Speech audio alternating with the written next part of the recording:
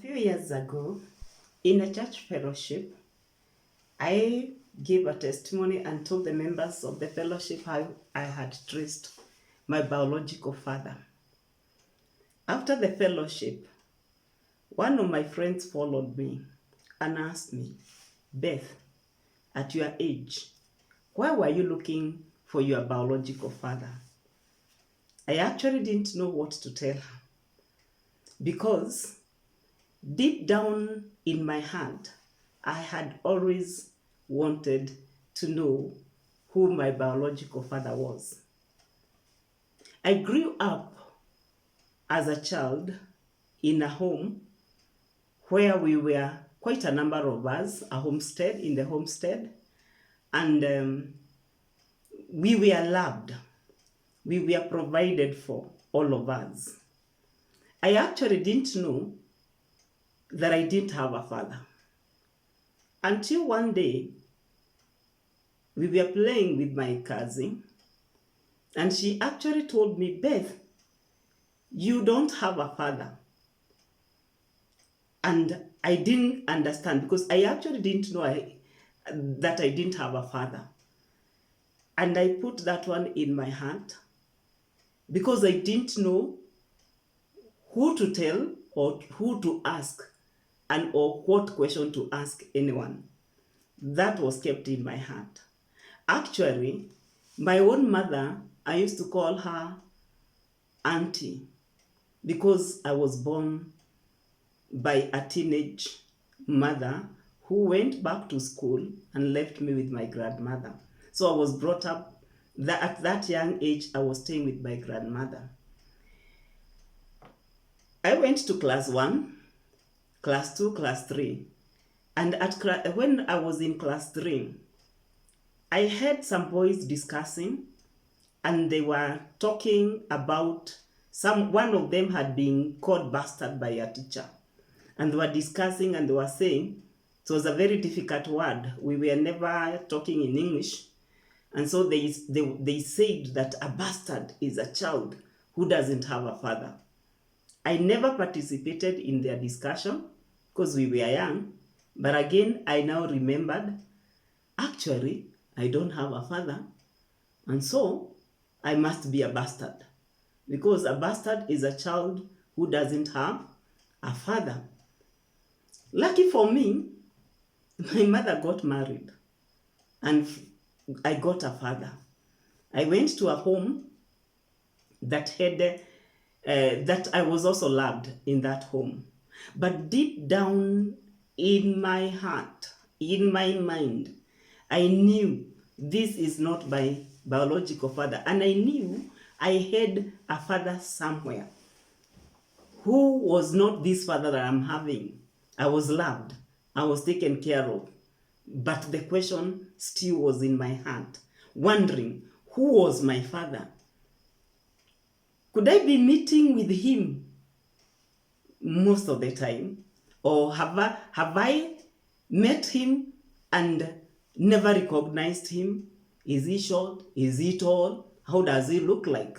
That question was always in my mind. One day, in our primary school, I saw a gentleman who was looking at us with another girl. And we feared and ran away from that man. When I went home, I told my mother, there was somebody who was really staring at us. And my mother told me, you should not talk about that.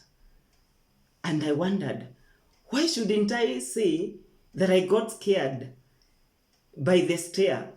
I knew whatever it was, that would bring my mother into problems.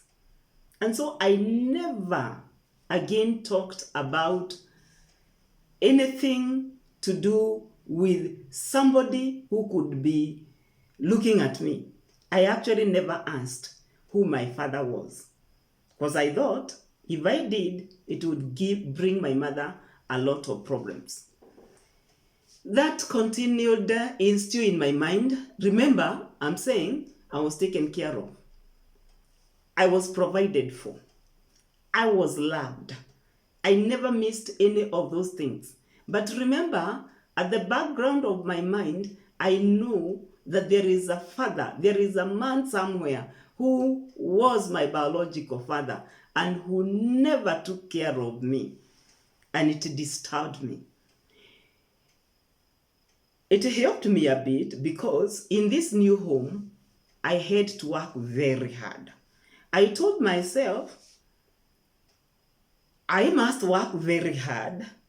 I will not struggle in life because though I was surrounded by a number of people, I knew I had to fight and make it in life because I knew in my heart, I felt like I was all by myself, though I was surrounded by many people. So I had to make it in life.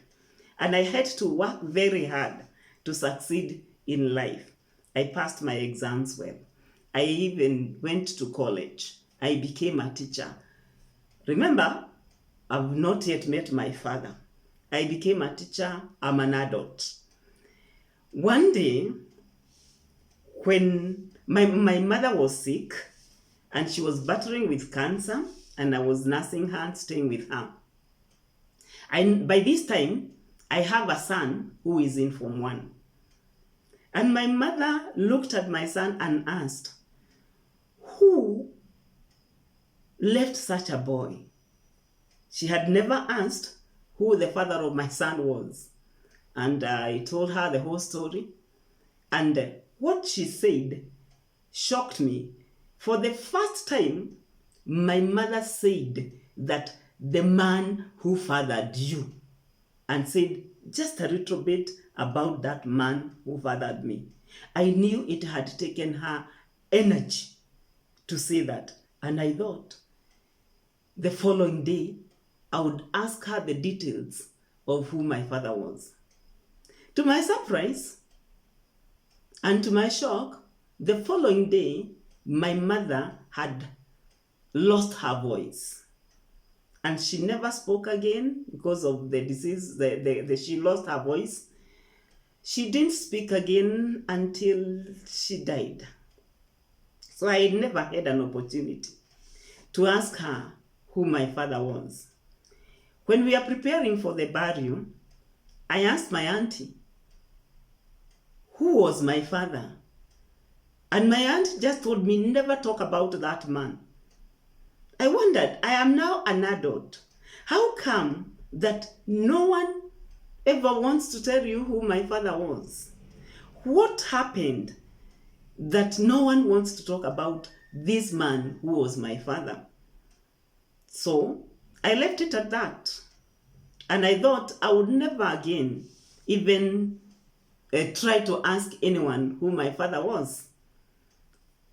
That went on until one day I looked at the family of my maternal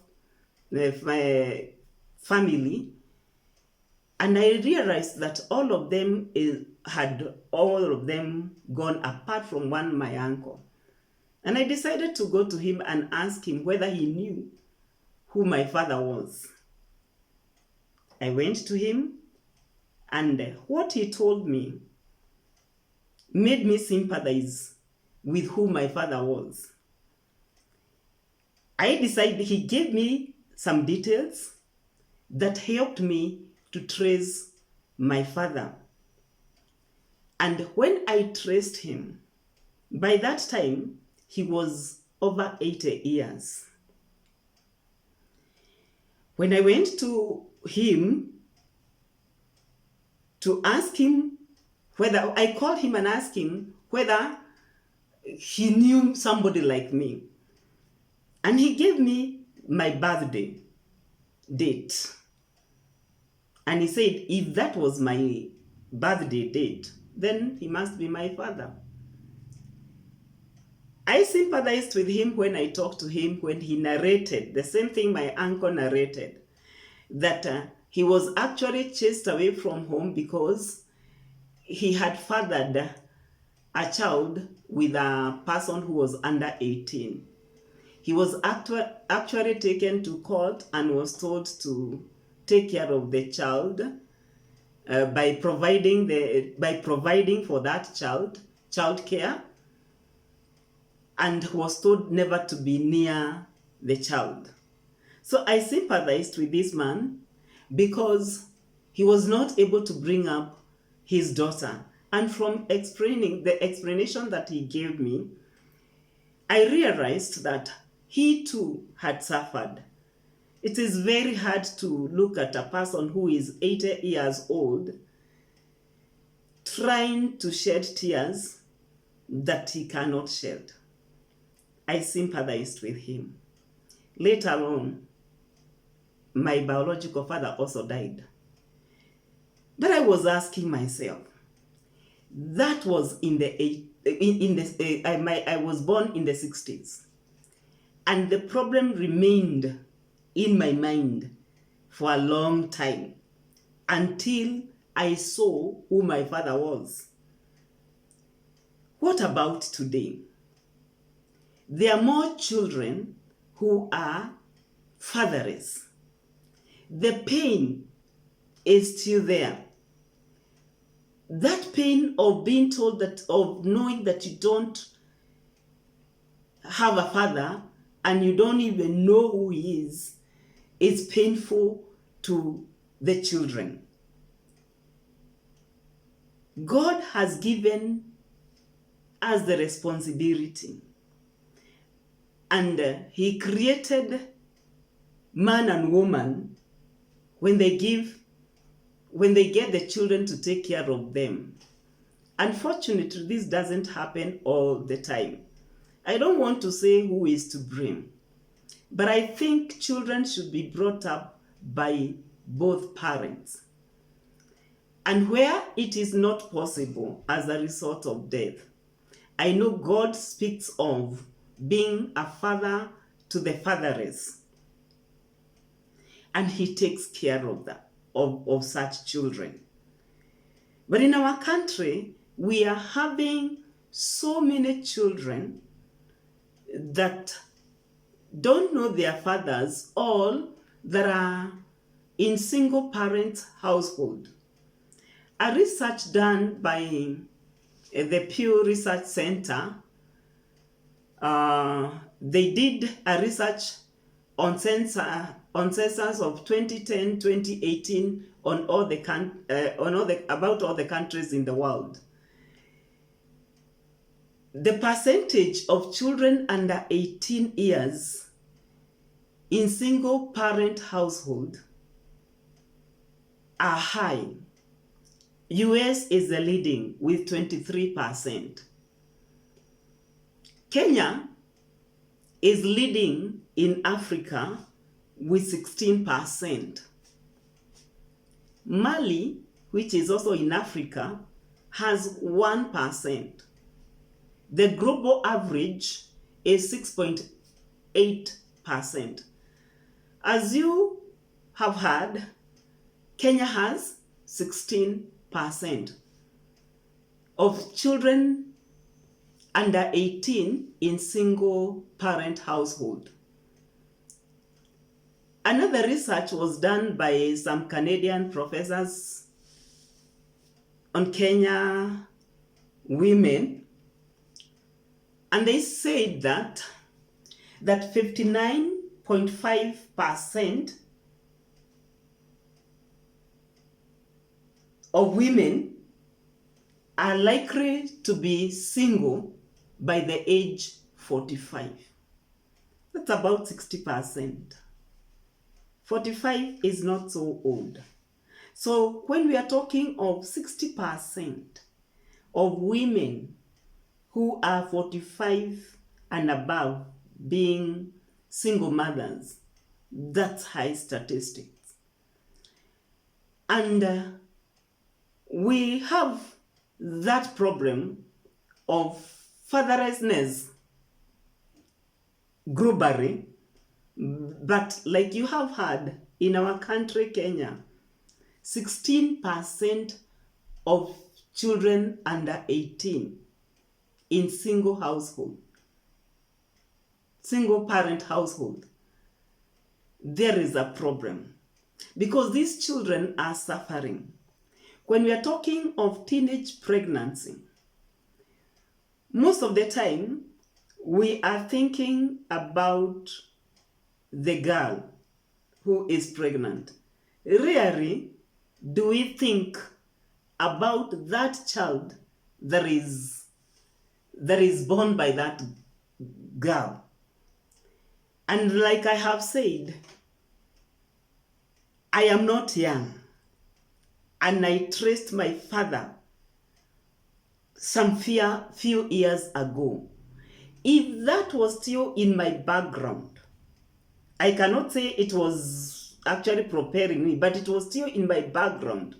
And there was still that hole in your heart wanting to know who was your father. How much more the children that don't have their fathers? How much struggle do they have when they already know they don't have fathers, and probably they may know who their fathers are, but majority of them may not even know who their fathers are. There is a character in the Bible by name Jabez, and the Bible says that Jabez was named pain. Jabez means pain because his mother gave birth to him in pain.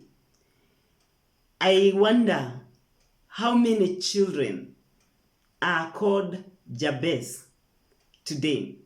They were born in pain and they have remained in pain. The good news is that Jabez prayed to God and God healed him.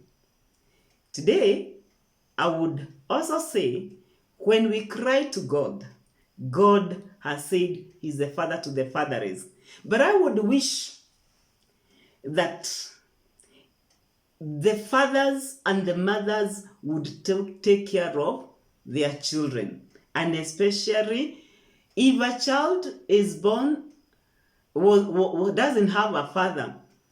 And like I have said, that big word that I learned in class 1, bastard. I later discovered that that bastard that is fatherless is also called is also called illegitimate. How does a child become illegitimate? That gets to the heart of the child. When we call them illegitimate children, it gets to their hearts because they don't feel important. When you're illegitimate, you don't feel important. And some of these words are difficult for such children because they wonder, where did they go wrong? So I am not here to say who is wrong, but I'm here to say that there are people who have had pain like Jabez, and they may live in this pain. You may never discover who your father was. Just take heart. If you could lean to God, God is the father to the fatherless. But God also gave responsibility to the parents to take care of these children. God bless you. My son is going to give his side, his opinion on the same. So please keep watching the next video. He will share his experience. Thank you.